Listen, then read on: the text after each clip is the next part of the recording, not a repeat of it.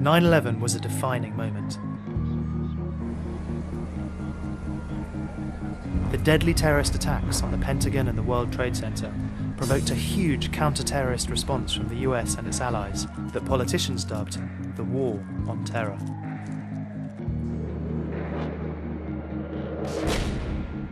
In the 10 years since 9/11, the world has changed. We were told that terrorists had to be rooted out, eradicated and destroyed through military force. Inside Western societies, the threat of terrorism now seems ever-present. A state of exception is being created, where we have to be permanently ready for catastrophic terrorist attacks. The rule of law has been eroded, and civil liberties have been rolled back. On the 10th anniversary of 9/11, I travelled up to Glasgow for an academic conference. The conference has attracted people from all over the world to get together and ask, what have we learnt about terrorism and counter-terrorism in the 10 years since 9/11? For the next 3 days, scholars will be presenting their research and working through issues with each other as they try to further their understanding of terrorism and counter-terrorism. In this film, I'll be speaking to some of the people at the conference. I'll ask them to pick up on some of the points they raised, and I'll try to unknot some of the ideology that has infused the dominant ways of thinking about what terrorism is and how best to reduce it.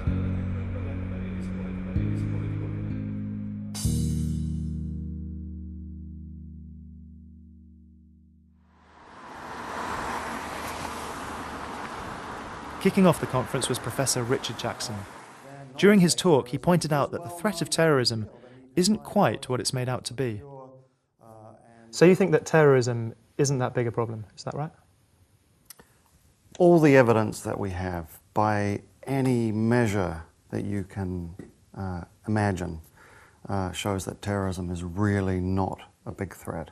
The fact is that if you look at statistics, for example, and if you look at the history of terrorism, in reality, terrorists have killed somewhere between 3,000 and 3,000 people per year over the whole world for the last 45 years, which in real terms amounts to less than the people who have died from suicide, for example, less in some years than the people who've died from drowning in bathtubs. In America, there have been periods, quite long periods, when more people have died from lightning strikes than from terrorism. Certainly in Europe, more people die from peanut allergies, probably, than terrorism.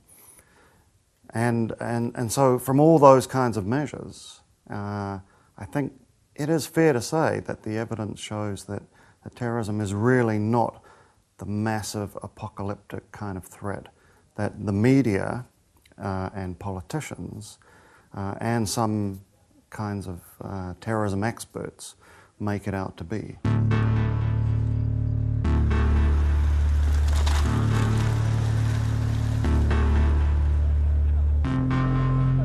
But despite what the numbers say, we still live in a climate of fear. During the conference, Professor Haseba Zuleika pointed out that our fascination with terrorism started long before 9/11. It is this creation of the collective representation and this kind of waiting for terror. 85, I think those 6 years, there were like 6 or 7 people were labeled as terrorist killing in the United States. They're probably related to the Cubans in Miami, or nobody remembers who they are.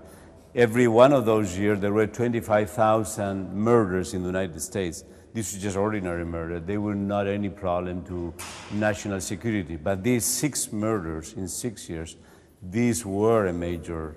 And in one survey, like 85% thought that terrorism was the enemy number one, when there had been nothing in the 80s in the United States. In fact, between 89 and 93, in 4 years in the United States, there was not a single terrorist fatality in the United States. During those 4 years, there were over 1,500 books on terrorism in the United States. There had been a single So there comes an issue of, is this a real thing or is just a sideshow? It's just a fiction we have created. So we have heard so many times in all the major media outlets, it's not if, but when. So you take it for granted it's going to happen that any day the terrorists are going to throw a bomb in a major city. You are just in a way promoting the idea you have to strike against these actors because they are going to do it. It is this non-hypothetical that used to be typical in divination societies, where you knew that something was going to happen because some mystical force told you, or some secret knowledge told you about it. So there is that kind of fatalistic kind of outcome. It is going to happen, so let's just prevent it. These experts, commentators, they're telling you this as something that is going to happen. You are just pushing into a self-fulfilling prophecy by doing it. Yeah. I guess something that strikes me about this manufacture of a permanent state of exception is that it seems to lower the bar for the West to use violence politically. I mean, if there is always a terrorist out there and we're always on edge and we always have to be very conscious to defend ourselves because they could strike from anywhere at any time, it seems to be a lot easier for countries in the global north to use violence and to legitimate it whenever they want. The war on terrorism and the discourse of the war on terrorism has been fantastic for Western political leaders and for security elites and for anyone who wants to use forms of military intervention. I mean, in that sense, 9/11 was a godsend because it allowed them to create and construct this massive threat. But luckily, it's a threat that's not just located in one country. I mean, the problem with the Cold War was that it was all centered on the Soviet Union. And so you had to make more of a case to try and say, well, the Soviet Union was in control of, I don't know, Nicaragua or Angola or some other country, and therefore that's why we had to go and fight there. But now, because terrorists could be anywhere, they could be anyone, they're kind of this phantom that pops up all over the place. And because we don't know who they are really, but we do know that there are thousands upon thousands of them out there. We don't know what their intentions are, but we know that they're going to use weapons of mass destruction against us. This provides the perfect kind of discourse, the perfect kind of foil, if you like, to say, well, we have to intervene here, we have to intervene there. And you'll notice that, you know, it keeps changing. I mean, for a long period, Iraq was the center of all the danger, and so we had to intervene massively there. Then Afghanistan became that, and they talked about how plots in Afghanistan were then being acted out in Europe. Recently, Yemen became the sort of center of danger. And so it's a shifting kind of discourse that allows you to sort of designate a particular country or a region as being a source of terrorist danger, so that then you can justify all different kinds of military intervention. I mean, it's wonderful for that. Over the last 10 years, and let's say including 9/11 itself, would you say that the terrorist groups and organisations that are commonly understood to be terrorists have committed more or less violence than the US and other NATO allies over that 10-year period?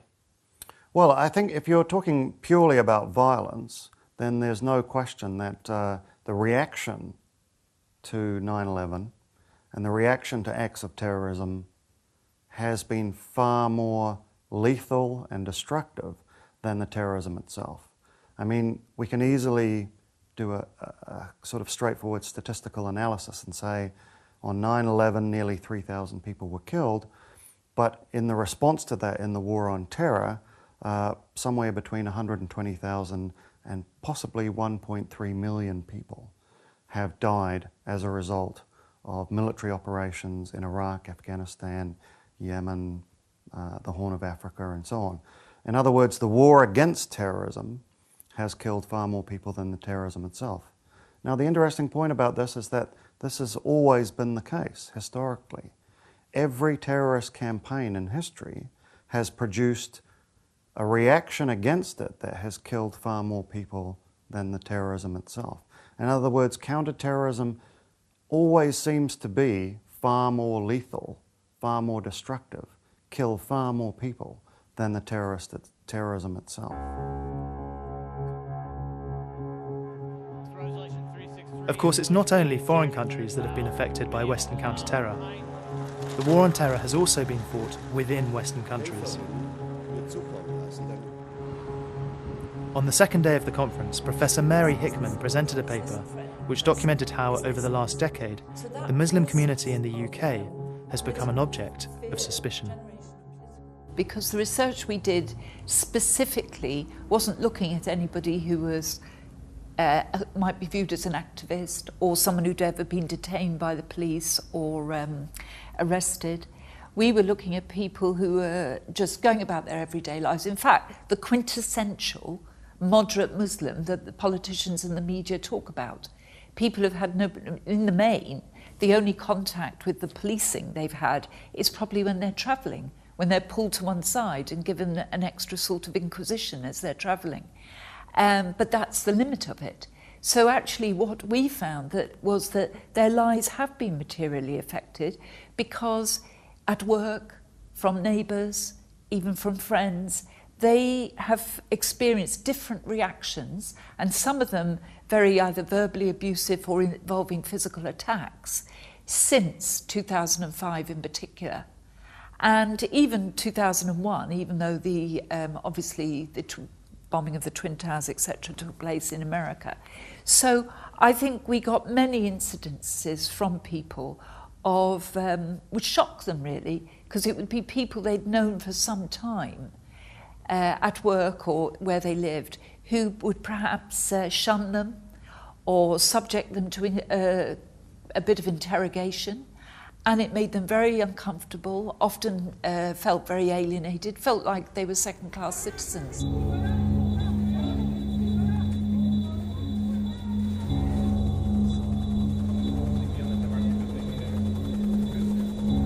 Do you think that the war on terror language has contributed to the rise of Islamophobia across Europe? There's no question about that. The war on terrorism and the broader terrorism discourse, in fact, has fused Islam in many senses with the word terrorism. And in many people's minds, when they think of a terrorist, the image that comes to their mind is of a Muslim person. And at the same time, many of the experts in terrorism have said that the current wave of terrorism around the world is primarily religious and it's primarily Islamic.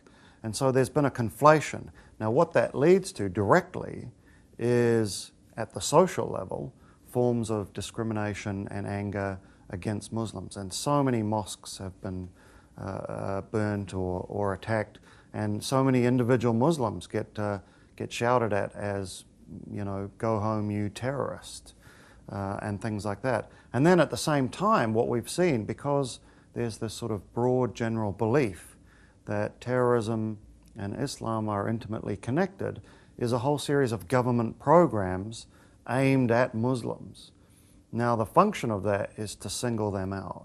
The function of that is to make them recognize that they're under suspicion, and it's to make everyone else in society recognize that, hey, that group over there which is getting special attention, the reason for that is because they're all under suspicion. And I think this directly contributes to Islamophobia.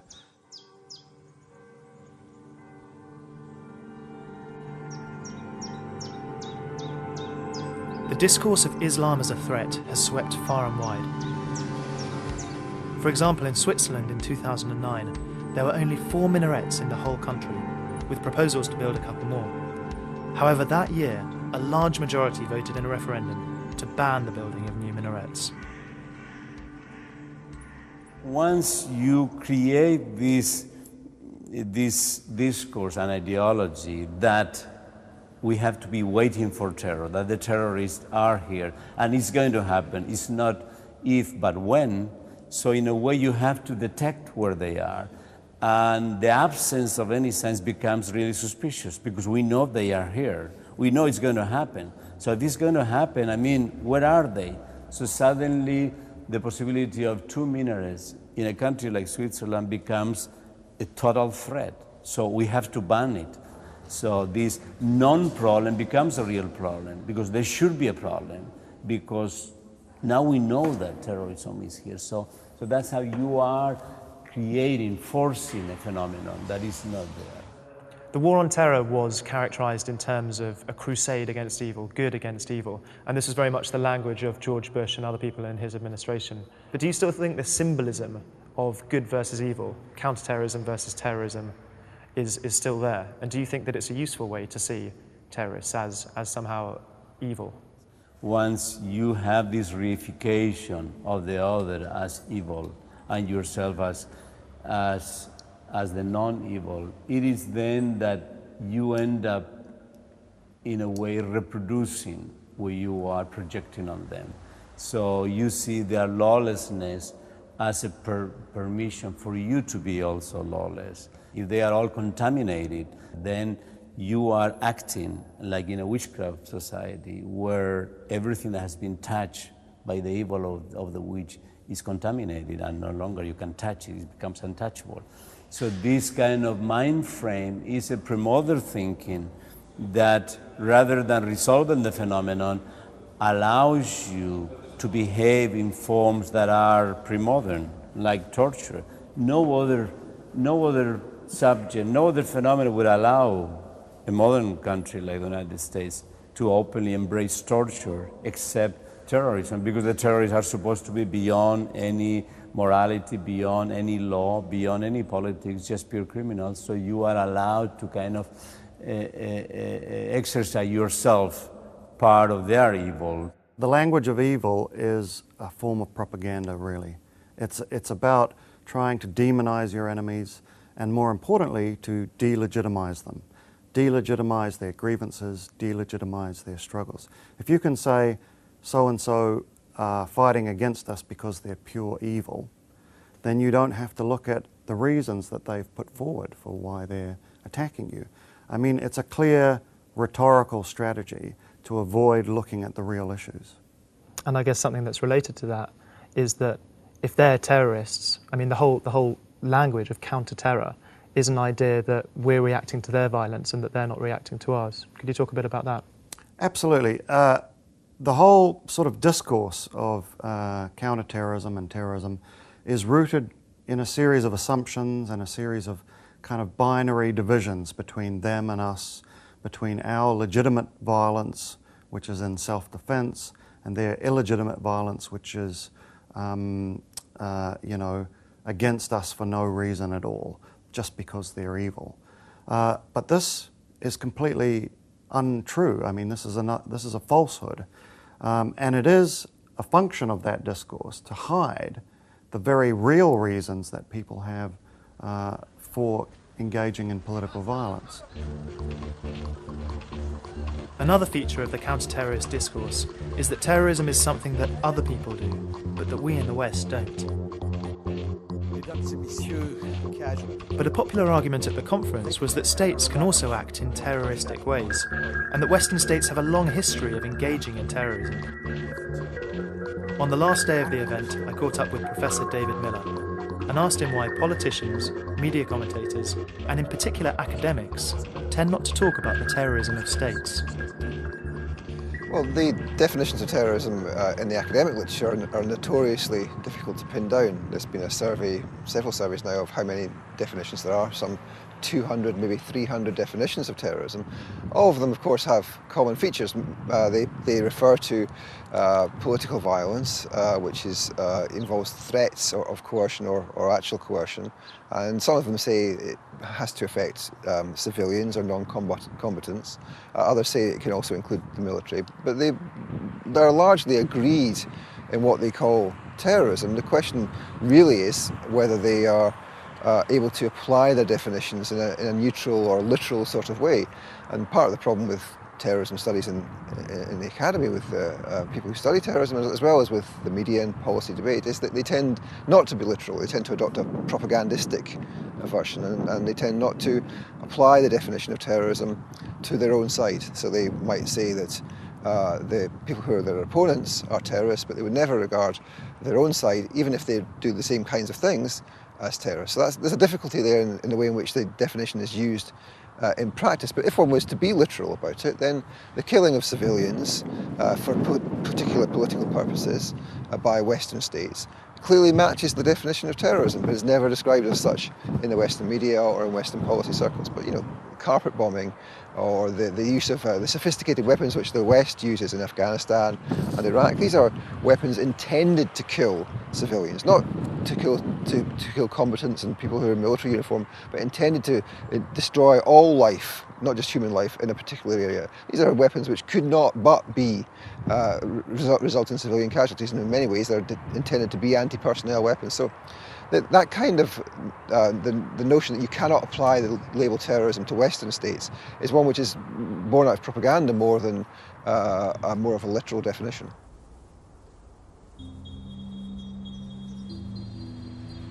After 3 days of thinking about terrorism and critiquing counter-terrorism, the conference was drawing to a close. But before I left, I had a couple more questions I wanted answered. What don't you like about the language of the war on terrorism as it's used by politicians? Well, the language of the war on terrorism that we have today is first of all based around this idea that we can defeat terrorism through war, which is just a ridiculous idea, because all the research that's ever been done on understanding how we should deal with terrorism shows that terrorism is a problem that cannot be solved through military means. Terrorism is itself a form of violent political conflict, and simply applying and attempting to apply greater violence against these groups simply escalates the situation. It doesn't deal with the reasons why groups would use violence in the first place. So, I mean, the idea of a war against terrorism is at that level, I think, fundamentally flawed, and it leads to extremely destructive policies like the ones we've seen, where, perhaps up to 1 million people have died in the attempt to try and eradicate something that cannot be eradicated through military means. So how would you like to see the US and its allies, other NATO countries, actually deal with the problem of terrorism that's done on them? Well, I think the first point is to try and recognize and try and understand, why do people want to attack us? What is it that we're doing that provokes them? Are there specific things which they're objecting to and which they feel we're not listening to them about, and so therefore they have to use violence? It's very interesting, but in the 1990s, a major study was done which discovered that there was a direct link between US military intervention overseas and a rise in anti-American terrorist attacks. Now, the point about this is that it makes perfect sense. If you go to some country and you bomb them, you invade them, or you help a government there bomb and invade and commit violence against people, there is a possibility that out of the people who are opposed to that, some of them will choose to use violence in return.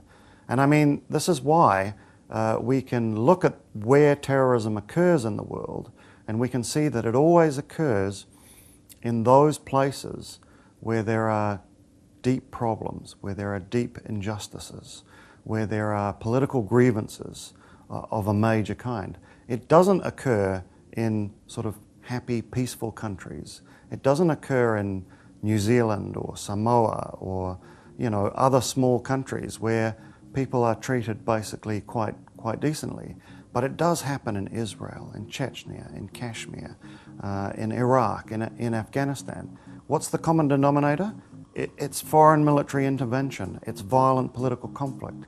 So in that context, terrorism is always likely. Now, I think once we understand that, we can then think about how we might be able to deal with conflicts in a non-violent way that will reduce the amount of terrorism directed against Western countries.